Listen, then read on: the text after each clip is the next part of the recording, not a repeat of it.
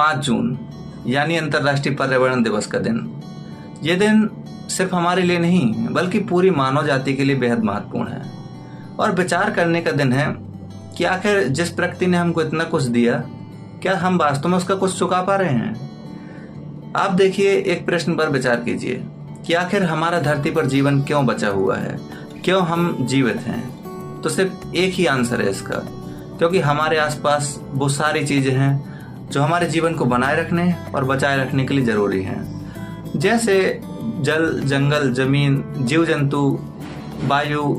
अगर ये सब नहीं होगा तो हम लोग एक पल के लिए भी यहाँ पर जीवित नहीं बचेंगे।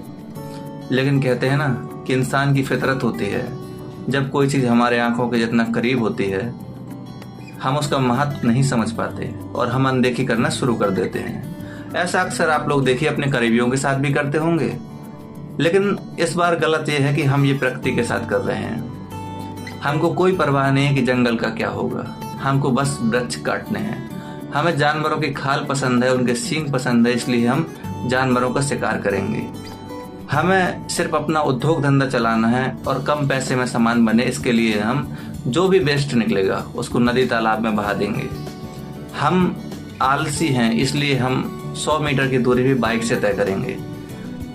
और क्या क्या करेंगे सोच कर देखिए। जब इतना कुछ आप करेंगे तो ये प्रकृति भी आपसे बदला जरूर लेगी और इसका प्रभाव आप देख ही रहे होंगे। गर्मी का जो समय था खिसक चुका है आगे और गर्मियों में तपन भी ज़्यादा होने लगी है। आजकल दोपहर में निकलना भी मुश्किल हो गया है। ठंडियों में भी ठंड इस तरह पड़ती है, मुश्किल पड़ जाता है।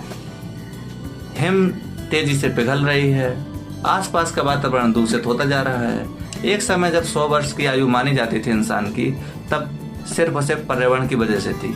आज हमने इतना विनाश किया है कि 60 साल भी जी पाना बड़ा मुश्किल हो गया है और जीते भी हैं तो 20 साल से ही बीमार रहना शुरू कर देते हैं। अब पता नहीं किस झटके में किसका नाम लिखा है। इसलिए सोचिए, विचार कीजिए और पर्यावरण के प्रति सचेत बनिए, ना कि आलसी। क्योंकि अगर हम सभी लोग मिलकर पर्यावरण को तहस नहस कर रहे हैं तो पर्यावरण अगर एक सांस भी लेगा तो शायद पूरी सृष्टि का विनाश हो जाएगा। उम्मीद करते हैं कि आप सभी लोग जरूर इस बात के प्रति सचेत रहेंगे और सिंगल यूज प्लास्टिक जैसी चीज़ों का उपयोग नहीं करेंगे और जहाँ भी जाएं थैला साथ ले जाएं। ऐसा ना हो कि जिस तरह से मास्क कंपलसरी हो गया था कोविड में, उसी प्रकार से थैला हाथ में कंपलसरी हो जाए और फेविक्विक के द्वारा आपके हाथ में थैला जोड़ दिया जाए। सतर्क रहिए, बचकर रहिए।